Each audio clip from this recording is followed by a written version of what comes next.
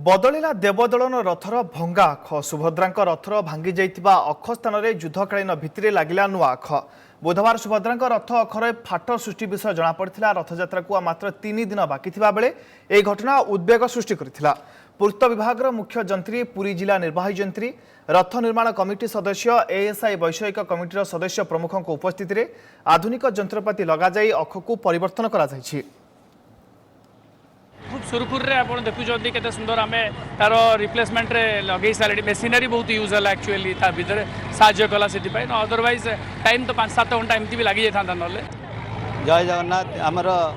JCB द्वारा माटी खोला होकर बाहर चलला तापर आमर क्रेन द्वारा चक्का बाहर करिया आम भोई एवं महाराणा सेवक मैंने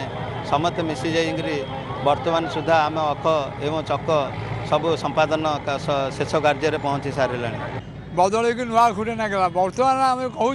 ये जो पुराणा अखुटा जो आम बाहर तार कौटी फाट सृष्टि भांगी आमको सेटा देखा दरकार आम पब्लिक कहूँ आपण मैंने आसिक देखूँ यहाँ कहीं आमको अपमान करागला।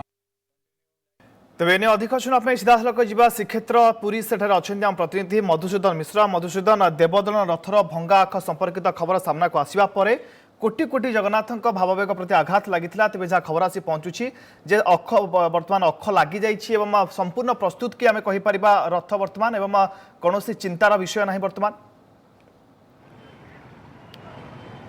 निश्चित पक्षर अपूर्व रंजन आम कहीपर कौन चिंता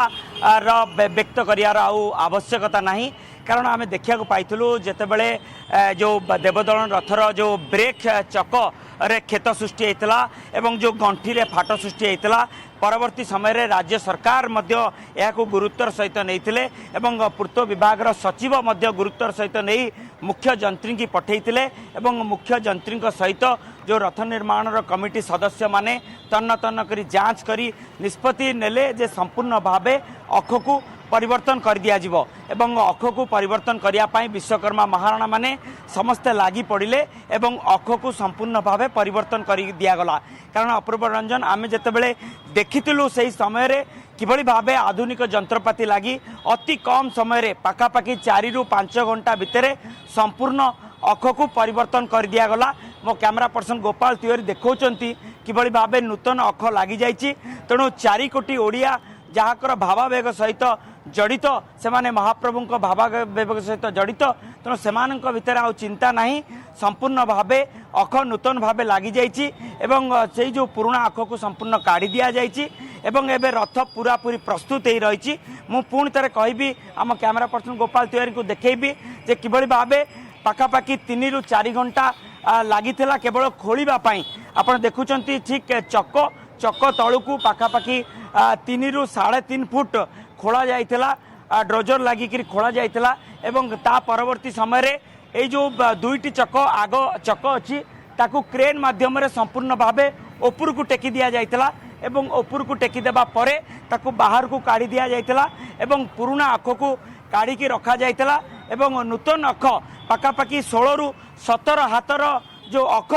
जहाँकि ब्रेक अख ताकू परिवर्तन करा जाइथिला तेणु ये थिला पाखापाखि 5 घंटार ऑपरेशन एवं ऑपरेशन रे लागिथिले रेलवे विभाग लागिथिला पूर्त विभाग लागिथिले एवं रथ निर्माण कमिटी सदस्य माने लागिथिले विश्वकर्मा महाराणा माने लागिथिले। निश्चित अपूर्व रंजन एते बड़ कार्य जेहेतु घटिला साधारण भक्तों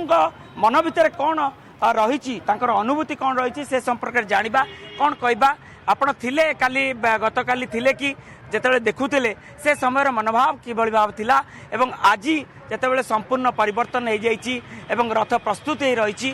किभली रहिला कारण आसंता काली 3 रथ को निया जिवो सिंहद्वार को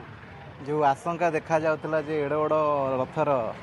अख भांगी जाइतिला काले कौन से विभ्राट घटी आ ठाकुर निर्देश आसिला